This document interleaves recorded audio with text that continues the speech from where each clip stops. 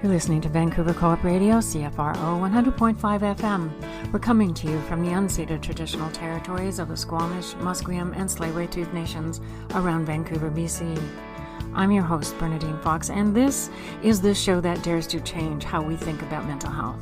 Welcome to Rethreading Madness. When I've never been further, knowing what the hell I'm gonna do. Today, I'm speaking with Linda Pevac, also known as Emma Stevens, who spoke with us recently about the experience of being an adopted child. But today, we're talking about her experience of being exploited by her therapist and her memoir, A Fire is Coming, which describes this experience.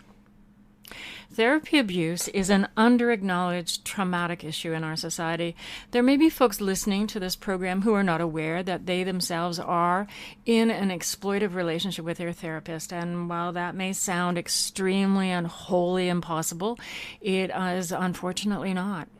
You see, therapists have been given the power in our society to define what is true for their clients, and exploitive therapists will ensure that they are reframing their actions always as good and right, and any negative reactions a client has to them as neurotic and crazy. And if you've been in therapy, you will know that you are told as the client to go into therapy trusting your therapist and to rely on what they say.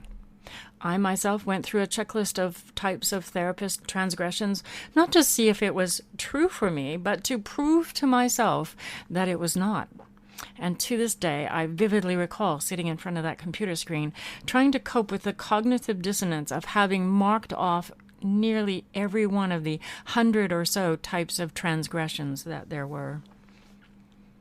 So I ask all of you, any of you who are seeing a therapist or have seen a therapist, to consider that this program may be triggering and to do what you need to do to take care of yourself during this hour. Young workers face many challenges today: unaffordable housing, underpaid and precarious work, and a rapidly changing labor environment. New and young workers are also more likely to be injured on the job. One of the best protections you have as a worker is solidarity. In other words, a strong union. Throughout history, unions have fought for the right to collective bargaining, better wages, benefits and working conditions, protection from abuse by employers, and ending harassment and discrimination at work. For more information on how to join a union, visit bcfed.ca/join. You're listening to Rethreading Madness on Vancouver Co-op Radio, CFRO 100.5 FM. I'm Bernadine Fox, and I have brought back a woman by the name of Emma Stevens, who also has moved on from her writer's name and now goes by Linda Pevac as well. Last time she was here talking about the experience of being adopted, and today I want to talk to her about her experience of therapy abuse. She has a book that has come out. It's called A Fire is Coming. It was published in 2023 about that experience, and I'm hoping to delve into it with her today. So welcome, Linda. Thank you, Bernadine. So happy to be here. I'm glad you're back. It was a nice conversation last time. I have no doubt we'll have another one this time. I thought so too. One of the things that you mentioned in the book was that you felt that there were things that had happened in your childhood and in your life that made you vulnerable to therapy abuse. And at this therapist in particular, I'm wondering if you can tell us a little bit about that. I think it happened for me at relinquishment, that relinquished from your birth mother and your whole lineage. On the first day you're born, you lose your whole entire family, your biological family. And then I was placed into a family, adoptive parents that already had an adoptive son, and they just were not child-centered type people. And in fact, they were very authoritarian.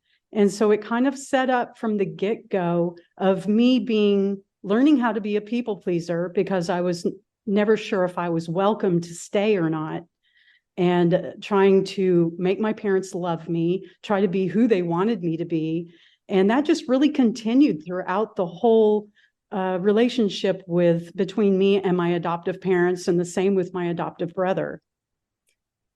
So you came out into adulthood Wanting some place to belong, to sit, Absolutely. some roots somehow. Am I getting that right? Absolutely, yes. Just wanting to be seen and heard and have a sense of belonging. Hmm. And this therapist that you went to see, give us a little bit about who she is. Like, Well, I didn't know it at the time, but she had a profession of probably 20 years of being in practice, and she held a psychologist degree as well as being a certified social worker in the state of California. And I met her in my driveway because she was my next door neighbor. mhm. And she had picked up on some signs that I felt like I needed to go have some counseling. I asked her, would you be my counselor? Is there anything wrong with that? And she handed me her business card and said that, make an appointment. And I was in her office the very next week. And in terms of her standing in the professional community, had she had any run-ins or complaints? Or did you know whether or not she'd ever had complaints about her work with people? I did not know that at that time. In fact, I was so naive. I knew nothing about the whole therapy process. But Hmm. later in the relationship, she started sharing with me how she had an inappropriate relationship with her mentor in the program of her psychologist that she was working under when she was getting her hours. And then it progressed to everyone that she had a relationship with, especially romantic, was a patient or a client of hers. It's interesting too, because what you're telling me is that the person who trained her basically trained her to have an inappropriate relationship with clients. Absolutely. Yeah, that actually is interesting because that happened with my abusive therapist as well. She was in a humanities course for a social worker, and the counselor that she was seeing as a part of that course to become a social worker had an inappropriate interaction with her. And it's just interesting because she actually brought it into our therapy session in that it was a secret that she told me about and said I couldn't tell anybody or else that person would get in trouble. Now, I don't know who that person is. She never gave me a name. Um, but it was interesting because it was a setup to tell me a secret, make sure that I Oh, was willing to keep that secret and.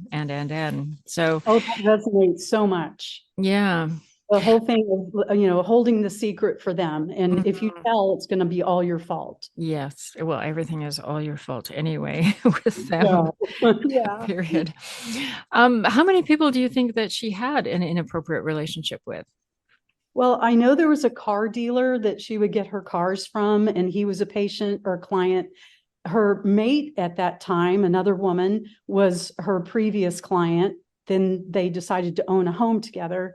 And there were other patients that she would tell me that they were uh, had a love, a big love for her, and that she just couldn't get away from them because she had had a relationship with them, but then told them that it was inappropriate and she was going to leave them.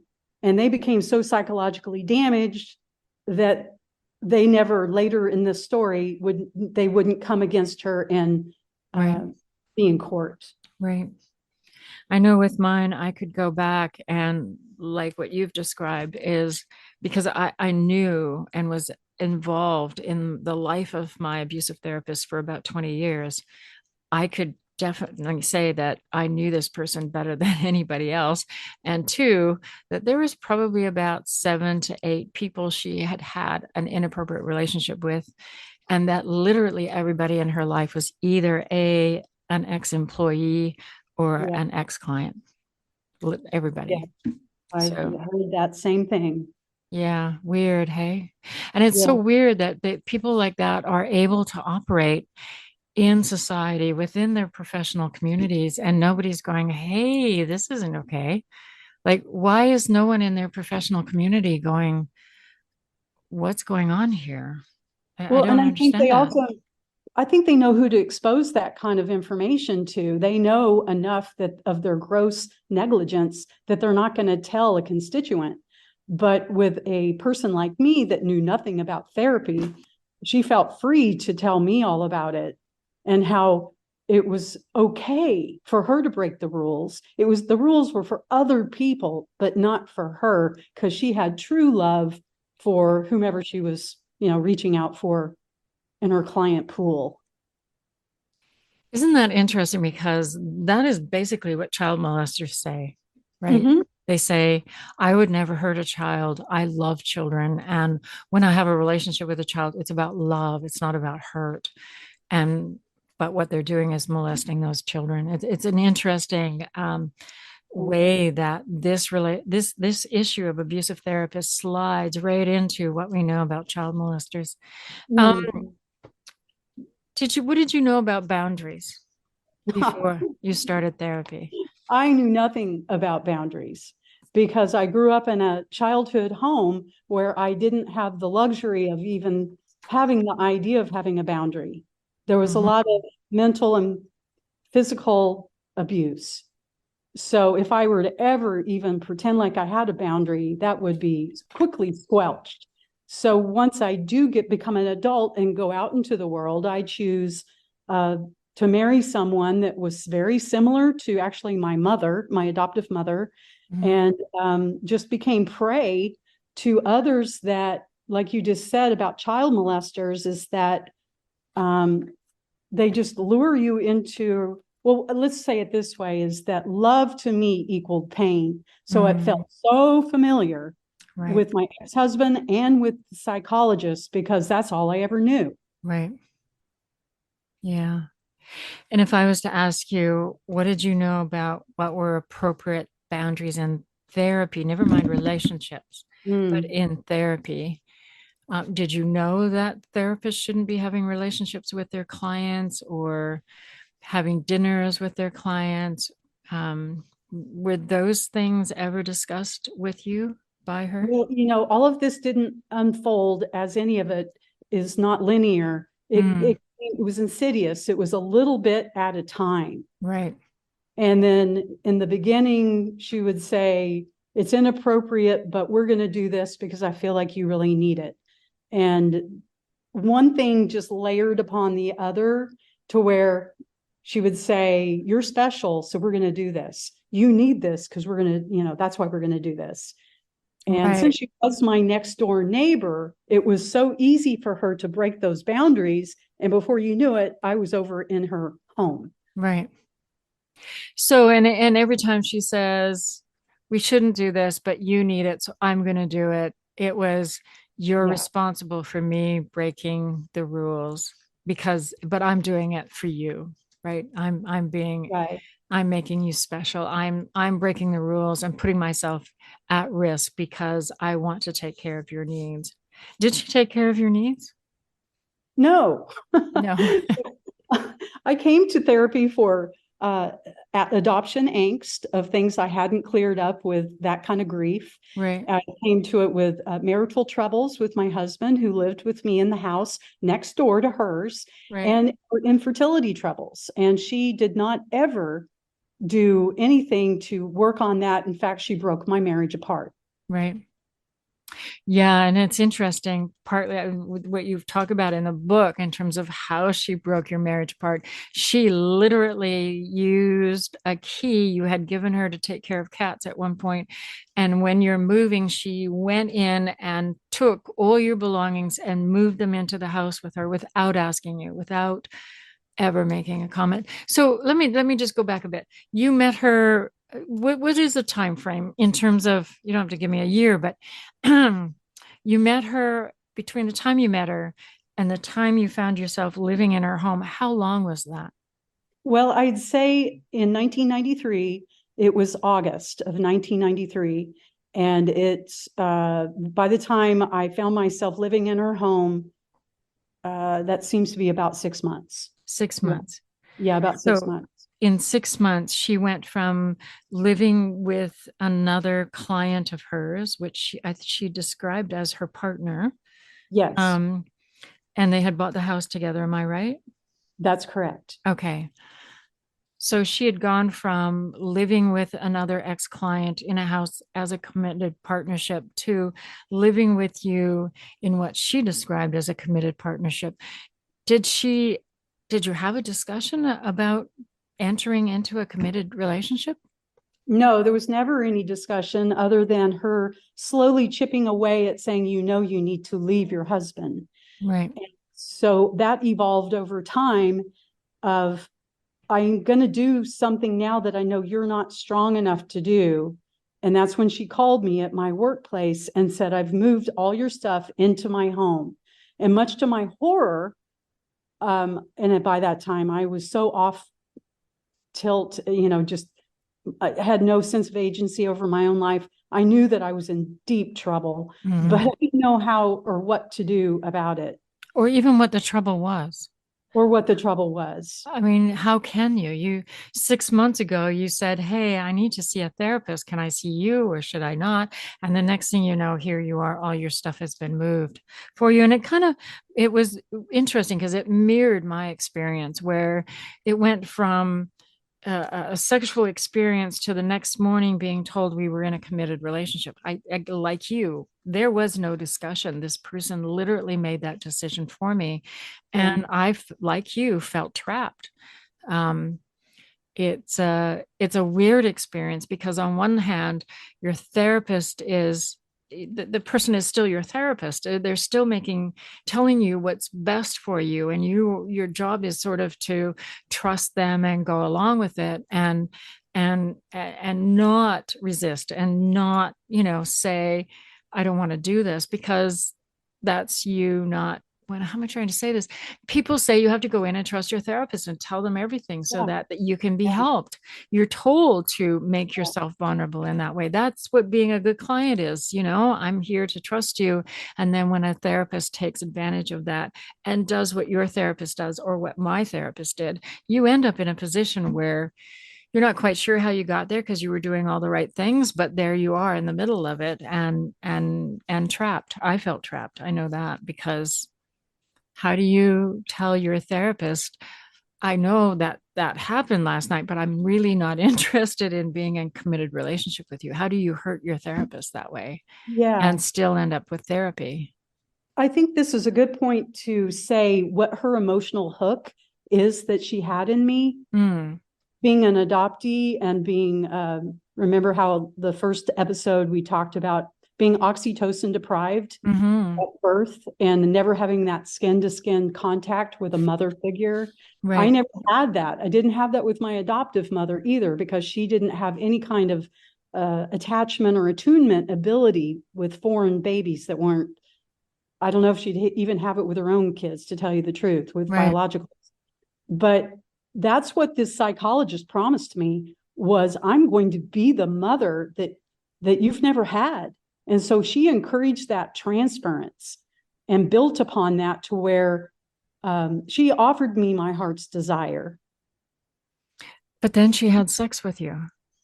That got confusing. Yes. That honestly should have been confusing. Very confusing. And there's a term called genetic sexual attraction.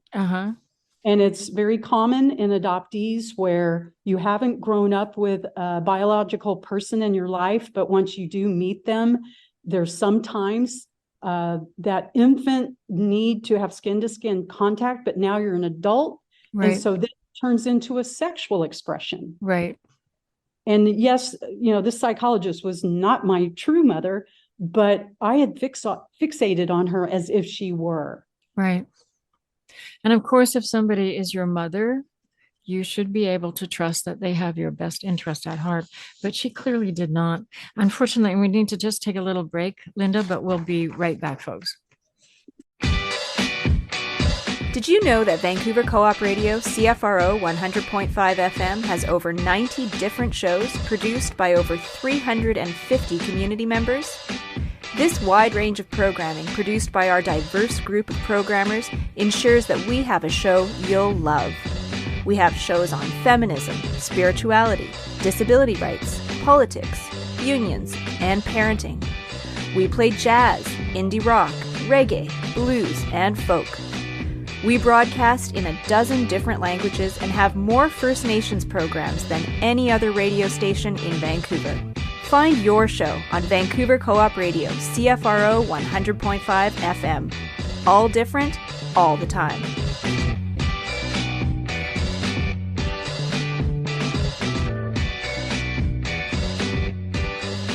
You're listening to Rethreading Madness on Vancouver Co-op Radio, CFRO 100.5 FM. I'm Bernadine Fox, and today I'm talking with Emma Stevens, now called Linda Pevac, about her book, A Fire is Coming, wherein she describes her experience of abuse at the hands of a therapist.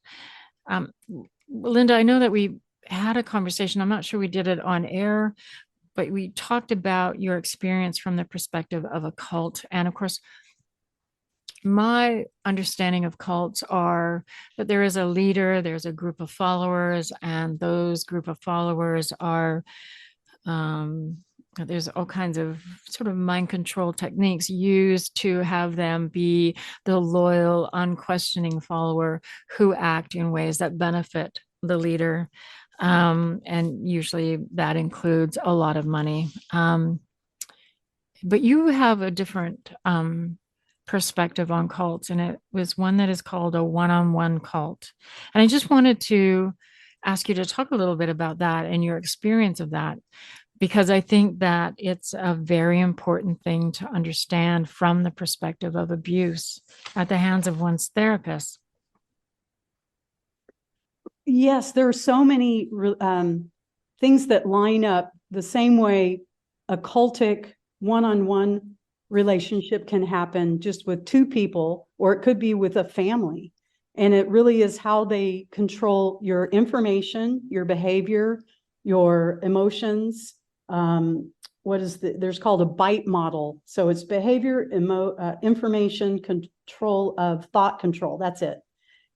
And it's all through the same methods of love bombing and grooming, and that you have a bounded choice where you don't have a sense of agency. The client is not operating of their own free will, because they couldn't possibly be with the sociopathic methods and aspects that are being put on them from that power differential. And there's always a charismatic person, whether it be a cult leader of a religious group or a multi-level marketing group or a political group. It can be, cults come in all different shapes and sizes. Mm-hmm. And one of the things that you said in the book was that you felt powerless to change what was happening. And so that goes along with what you're talking about here in terms of feeling like you couldn't change how this person was in your life. Am I making sense, or am I misinterpreting what you said? No, everything was so confusing to me. I didn't know what was happening. And like you said earlier, I was really just trying to follow the methods of what she said. I had to become vulnerable. And if I didn't, I would not have my breakthrough. And Right. so this happened session after session of trying to break me down to where I would finally just give her my life and let her do with it as she wished. And the way she controlled me were hugs, physical touch. Interesting. Hugs at the beginning, hugs at the end of the session. Then she was scooching her chair up to my knees, touching my kneecaps. And then before I knew it, she was kissing me. Now that was a fast forward through months, but it was a slow takeover. And again, here I am thinking she's the mom I never had. Right. So there was my love that was increasing as we went on. And I got to where I thought I could not live without her. Mm-hmm. Right. And I was totally dedicated to my cult-like leader. And I was putty in her hands. And what were the red flags when you look back and think about what happened? Were there red flags that you kind of, I talk about them as, pushing them away because they're in my way, and then realizing they were the things that I needed to pay attention to. So you mentioned some of them in the book, but what are the red flags that came up for you that in hindsight, you probably should have paid more attention to? Right. And that makes me think of cognitive dissonance, because when I had these red flags that were trying to get me to pay attention, and I would not, because I was trying to reconcile, but I love her. But then the other side of me is saying, but she's hugging you in an inappropriate way. And then my brain was trying to say, no, she just cares about me. And, just all of that reconciling that you try to do to whoosh away the red flags. And before you know it, you get so many red flags that it finally breaks a shelf and you cannot not pay attention to them. Right. I think also part of why we push them away is that we desperately want what they're selling to be the truth. Like you desperately want them to be the people who are thinking of you as somebody who is really remarkable and special and genius and, is doing all these wonderful things and somebody who looks up to you or thinks you're worth their time and their attention, all the things that maybe we did not get growing up. Right. And when you got into that hook, line, and sinker, for you to say that's not true, that's like you unraveling your whole self. Yes. And that feels like a psychic split. And it's very traumatic and very painful. And so you kind of avoid that at all costs because you want it to be true. Yes.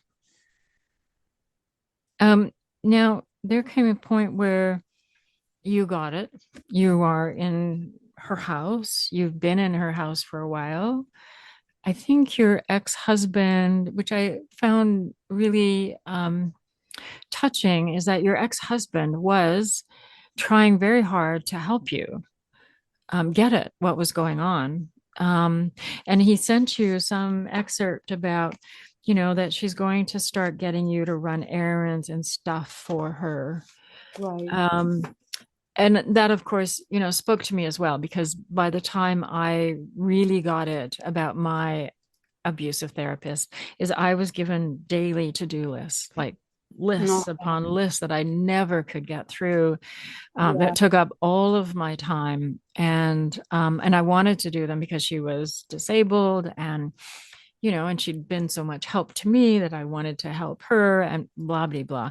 But the fact is that I became somebody who was at her beck and call 24/7 to do whatever it was she needed to get done. And it sounded like that was where this woman was going to as well with you. Had she done that with other people?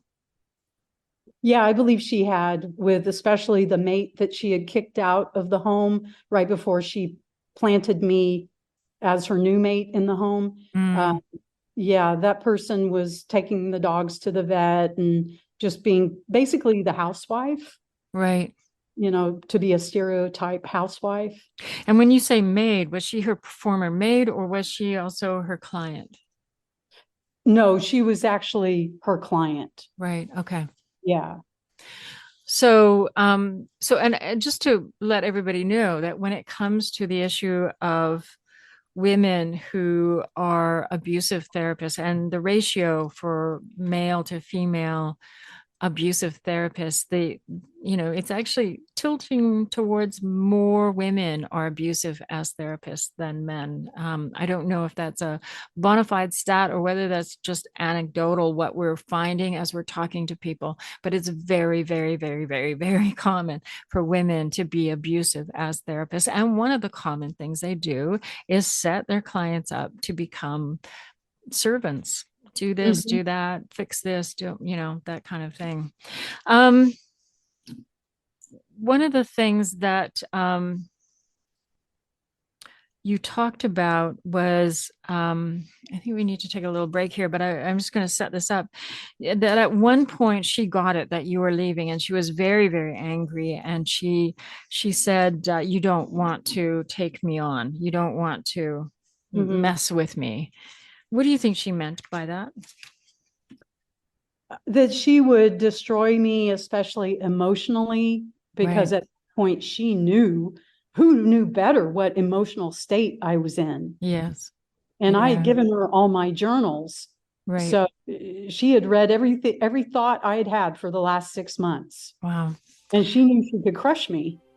Yeah. Okay. And then that's the point I'm going to come back to when we come back. So we'll be right back, folks.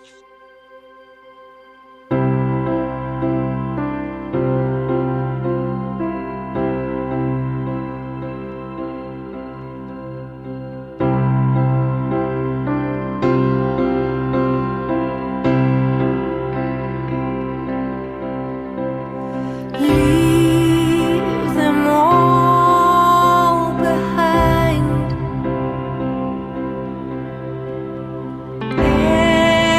Everyone that hurt you. Leave them on the road. Let them get run over.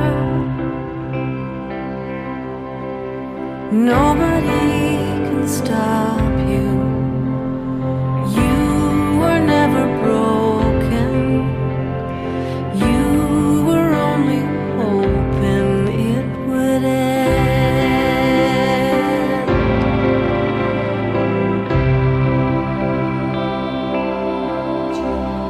Keep your body well.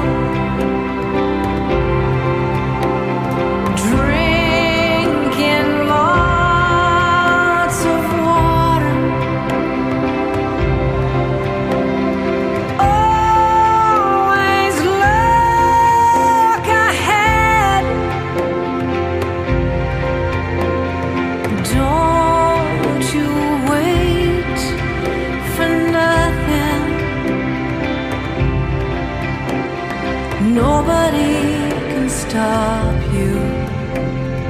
You were never broken. You were only hoping for a friend.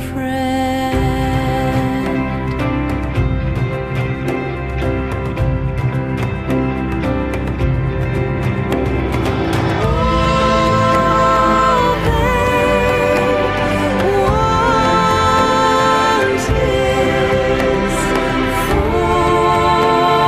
you to fail.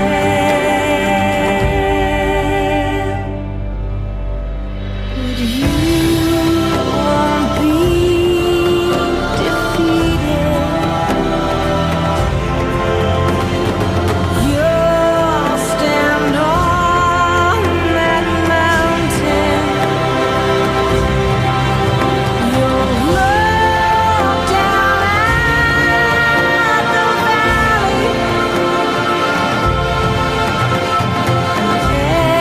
Every step you've taken, nobody can stop you. You were never broken.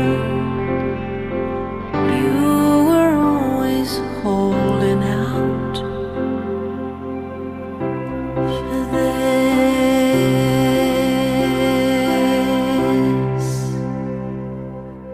Hi, everyone. This is Bernadine Fox from Rethreading Madness that airs on Vancouver Co-op Radio every Tuesday at 5 p.m.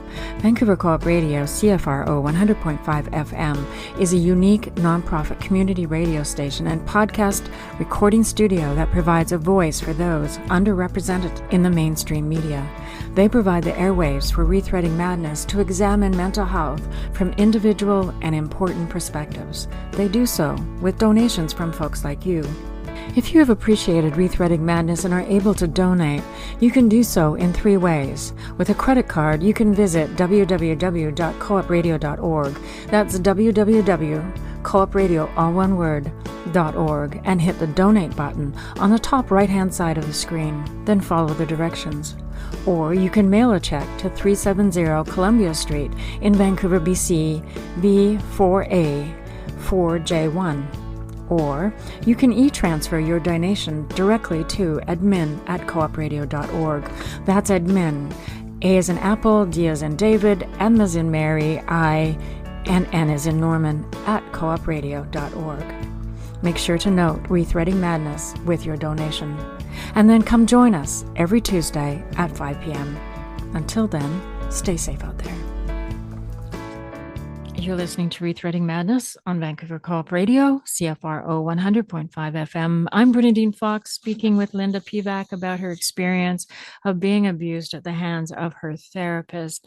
Linda, we were just talking about the threats and the kind of threats. And one of the things that I find is really different between the child molester or the batterer to the abusive therapist, even though they're grooming and the way they exploit people is kind of the same. When it comes to the termination phase, which I call the termination phase, the attack on the victim to get them to be quiet and to go away and all of those things and to not cause harm is usually emotional threats. And you mentioned in particular that she had your journals. She knew all the buttons to push to make you afraid or worried.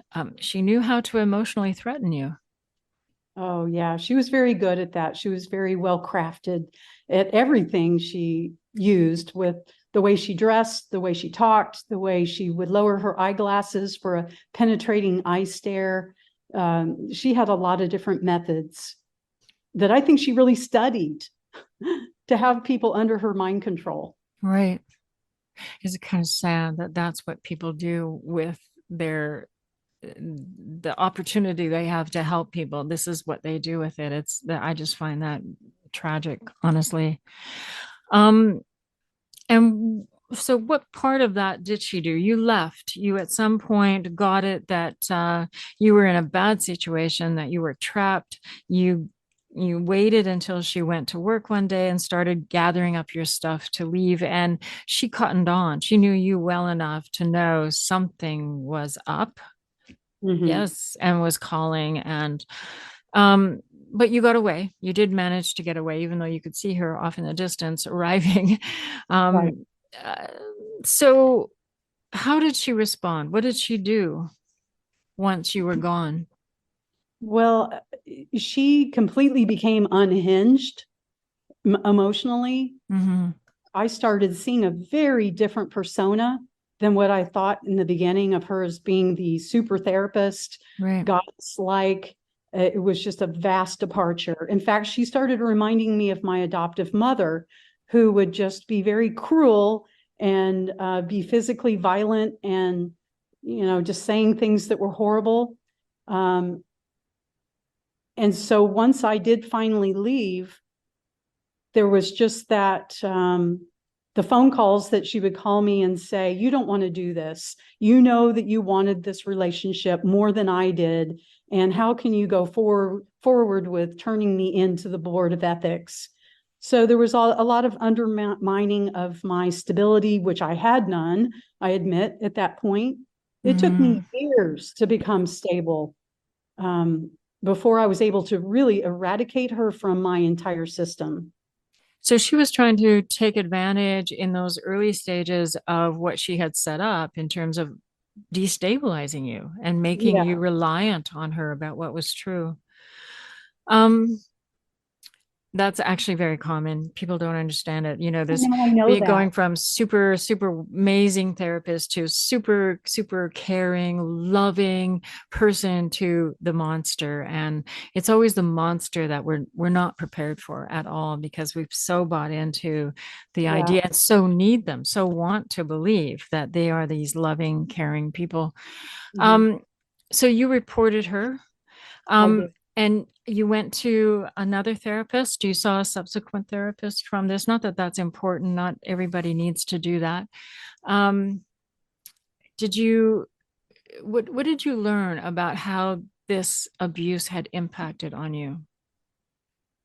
I can't say that I had the best therapist at that time of what I needed, because there just wasn't the type of therapist that could deprogram someone that was in such a cultic-like situation like this. Right. I needed someone to take apart all the hooks she had throughout me and my whole psyche. And I was mandated by the court, since I was, I was trying to make, turn her into the Board of Ethics and also have a civil lawsuit. They mandated me to go to therapy. So I did the best I could with what I had, but looking back now, I only got healthy many years later. And what helped you get healthy? Oh gosh. I think once I finished with the civil lawsuit, that went out for about 5 years. I got pregnant, had 2 children. My marriage progressed but fell apart.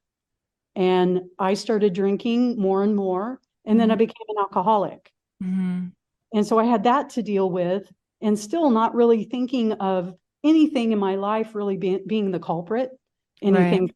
relinquishment, adoption, my marriage, the psychologist, all of it, until I finally was brought to my knees and I admitted I was powerless over alcohol. Mm-hmm. And from that point forward, I was able to start rebuilding my life. And I came out of the fog on many, many different issues of my life and really got to see an up close and personal view of where I wanted to be headed now, instead of what kind of, I don't know, puzzle I was doing in my earlier part of my life.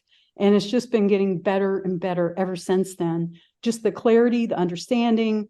Now I'm an adoptee advocate, and I'm now an advocate for, exploitation of patients of any kind. And it just feels like my purpose of life now. Mm-hmm. Mm-hmm.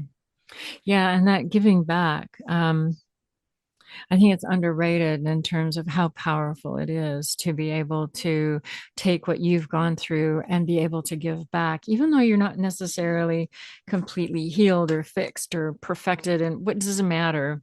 The Yeah. point, the giving back part is profoundly a healing And thing being a to fellow do. traveler to other people. That's Yeah. actually step number 12 in the 12-step program, is that you get to that point in time where you do give back freely what was so freely given to you. Right. Yes. Yes. Mm-hmm. So you did report her. How long did it take for that case to? I give these questions out because I want other people who might be reporting people to get a sense of Yeah. what happens there. How long did it take once you reported? Yeah, it is not the easiest thing in the world to do, No. but I had to agree that it was the only thing I could do. And that if anyone else had come forward that she had abused before me, then maybe it wouldn't have happened to me. Mm-hmm. And so I first got the Board of Ethics. That had to be solved first before I could enter the civil lawsuit. Right. And I'd say the Board of Ethics took probably a good 2 years Wow. just to go through all the channels. And I had to go through psychology and social worker. And the psychology board revoked her license, and social worker gave her a slap on the wrist, and she was reinstated in no time at all.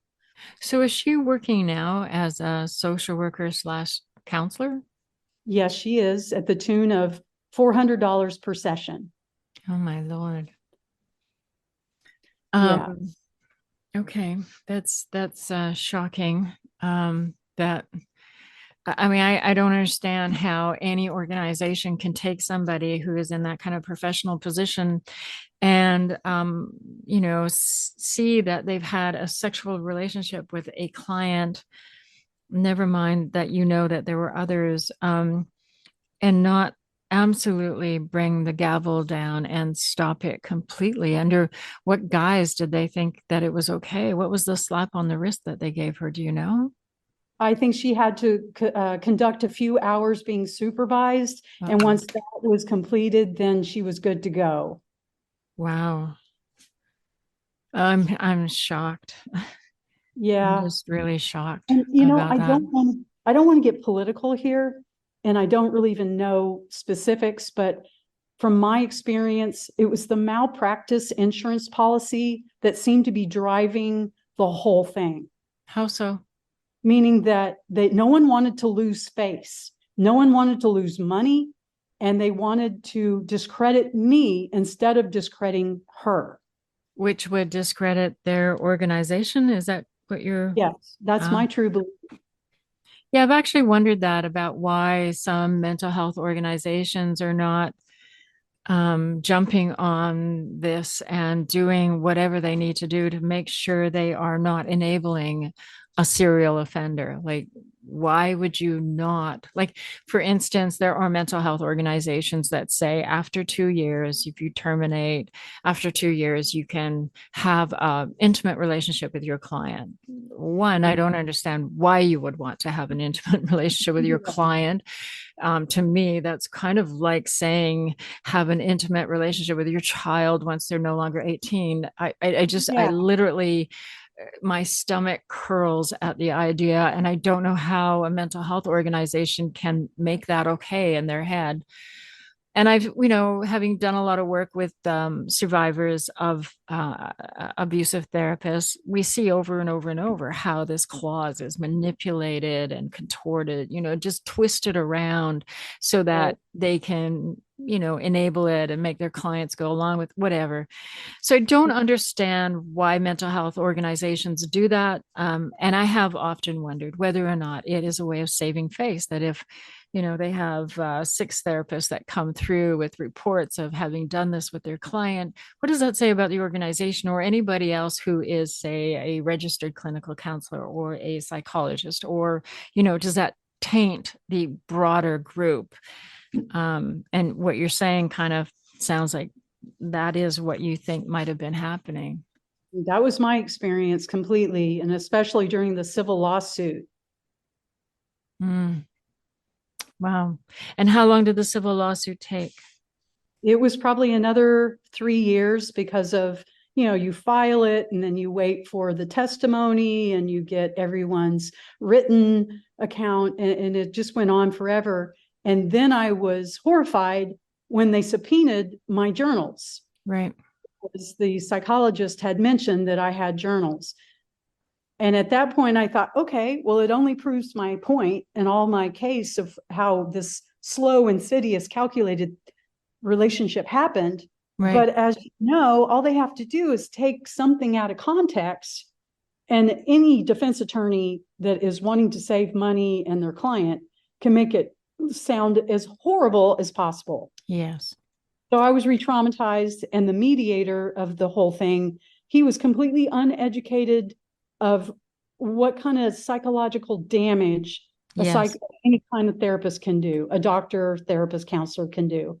Yeah, it seems like we come up against that over and over and over, where the authorities that are out there are not educated as well. I remember early on going to what is called victim services here in BC and saying, hey, you guys need to do something about this. And one of the folks went to what he called his 5-judge panel, where he goes and throws things out at them to see kind of, what they think about it. And he went out and said, well, what do you know about this? And they all said, never heard of it. Oh, no. Which, he then decided it was a very rare thing, not what he should have decided, which is this is happening a lot. And we have silenced victims and re-traumatized them with institutional blaming and victim blaming, so that it's not being reported. And our report process, our complaint processes are fraught with more trauma, so that it's hard for them to even get through that process. And so we are effectively silencing people who would report it, where it might actually get in front of a judge. It's not happening. So that is true. Yeah. And the same in this case, because the other 2 clients would not come forward.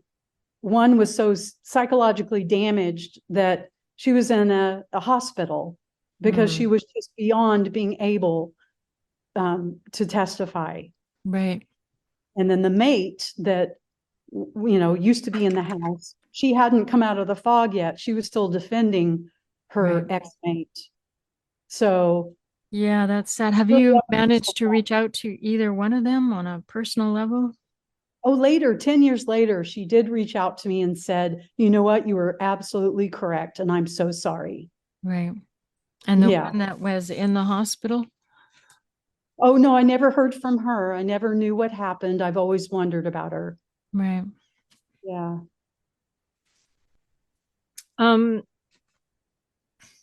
So where to from here, Linda? Well, if I could say one more thing that really Sure. disgusted me about the trial Mm-hmm. is that it was brought up by the defense attorney that there was no sexual misconduct that happened between the psychologist and myself, because he was trying to prove the point that sex doesn't happen between two women. Because there's no, yeah, Sorry. I know. He was hilarious, but yet I feel like the mediator was nodding his head saying, "You're absolutely correct. She What has nothing." state was this? This is California? California, Orange Okay. County. Orange County, California, and they were trying to say there is no sex that can happen between two women. That is the most shocking Yeah, thing to hear come out of yeah. California. I did not know what to say to that. I don't even remember what happened after that, but he had tried many zingers, as you can, yeah, you've read my book, of Yes. things that he tried to do intentionally to get me off balance. Well, and that is their job. It is. It's Yeah, unfortunately really re-traumatizing for people who have gone through this to yeah. have their therapist who was once upon a time their ally, staunchly in their corner, loving them, caring about them, to then turn on them in such despicable ways. It's very, very harmful. So what is from happening from here? What's Linda doing from here? And I'm sorry, I'm going to say just one last thing Okay. about the finality of the civil lawsuit is Yes. that I finally get validation in the very end, and they came to me with a plea offer. Mm, And I didn't want to take it, but at the same time, it was a very large offer. And I was told that if you think our moderator is uneducated, you wouldn't even believe what a jury might say. So I was convinced to go ahead and take it as a win. And I think probably to this day, I feel like I did the very best thing because it is public record. It's on the court docket that right. I was awarded this amount for her misconduct, her sexual and psychological exploitation. Right. Okay. That is a win right there. So if somebody was going to say see a counselor, see a therapist, see a social worker as a counselor, and they were to do some, a modicum amount of research in terms of checking whether or not someone has a license or checking whether or not there has been a civil suit, would and they were about to see your therapist, not that this is her right name, but if they researched her name, would that Mhm. record come up? Yes, if they knew the right name to look under it, Okay. absolutely, yeah. It's in the records. And I Okay. even contacted my previous attorney at the time. And we spoke and he was asking me how I'm doing. And I said, I've written books, and he was really happy.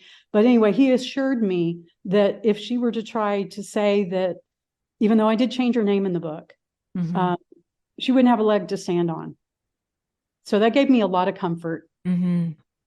Yeah, well, the thing about slander and libel is the best defense is the truth. So long as you're telling the truth and not embellishing the truth, you basically are safe, which doesn't mean somebody can't try and sue you, but so long as you can prove that it was the truth, then that's fine.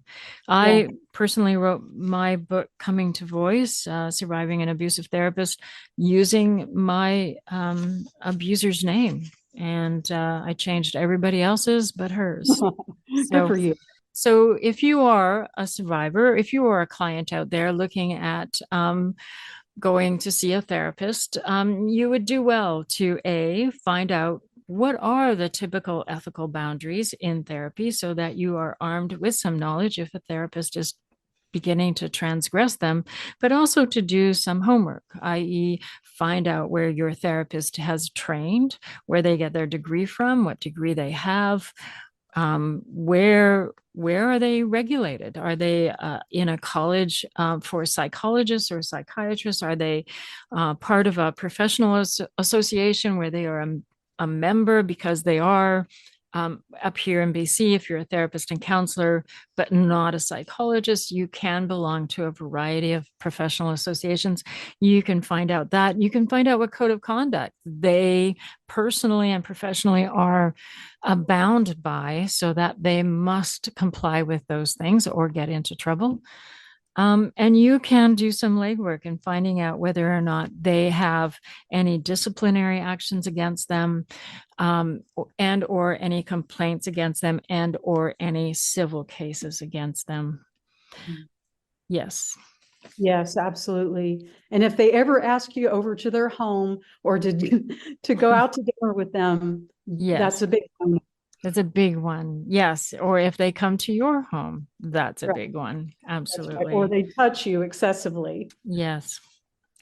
And there are things that people can do. I have written a checklist that I found very helpful in framing what had happened to me. I don't know. Did you use any checklists yourself? Do you know what I'm talking? At what time? What do you mean? Checklists that say these are the bad things that therapists should not be doing. If therapists are doing these things, these are transgressing boundaries. Right. So I did include that in the book. Yeah. Yeah. And But so read yours on Tell, and it was fantastic. It was very complete and thorough. good. Okay. So find one. And if you can't find one, write us here at Rethreading Madness. I will point you to the direction of a couple checklists that you can take a look at and just check and see where is your therapy lining up with what is okay and what is not okay. I'm happy to do that for folks. Linda, thank you so much for chatting with me about this topic. It is a heavy topic, but an important one for folks to continue to talk about. Well, I appreciate your platform and everything you're doing in order to try to get this out into mainstream so everyone can be fortified and know what their rights are. Yes, absolutely. And your book, Fire is Coming, where can people find that? That would be on Amazon and Audible. So either one of those places, you'll find them easily. Okay, that's great. Amazon or Audible. Okay, thanks, Linda. Talk to you soon, I hope. Yeah, me too. Thanks. Okay. Do you feel unsafe in your home? You are not alone. Transition houses offer free support and shelter for women and children. We are here for you. We are here for you. We are here for you. Make the call. 1-800-VICTIM-LINK. 1-800-563-0808. bcsth.ca. And that's our show. I'll be doing a follow-up program on therapy abuse, so stay tuned. I am about to get political and talk about what is the current politics around the exploitation and sexual assault of clients by mental health professionals and how our society is dealing with it or actually not dealing with it. I will let you all know when that is going to happen. Rethreading Madness is now aired on Vancouver Co-op Radio, CFRO 100.5 FM on Tuesdays at 5 p.m., on CJUM in Winnipeg on Monday at 9 a.m., and then on CKXU in Lethbridge on Wednesdays at 1 p.m. You can also find us on the Mental Health Radio Network and wherever you download your podcasts. My thanks to Linda Pevac, also known by her pen name as Emma Stevens and author of A Fire is Coming, for having this forthright conversation with me and for being willing to talk about the very intimate trauma that happened to her. My thanks to Jan Arden and Sherry Ulrich for the gift of their music, but more importantly, my thanks goes out to you for joining us today. Stay safe out there. You've just listened to Rethreading Madness, where we dare to change how we think about mental health. We air live on Vancouver Co-op Radio, CFRO 100.5 FM, every Tuesday at 5 p.m. or online at coopradio.org. If you have questions or feedback about this program, or want to share your story, or have something to say to us, we want to hear from you. You can reach us by email, rethreadingmadness@coopradio.org. This is Bernadine Fox. We'll be back next week. Until then.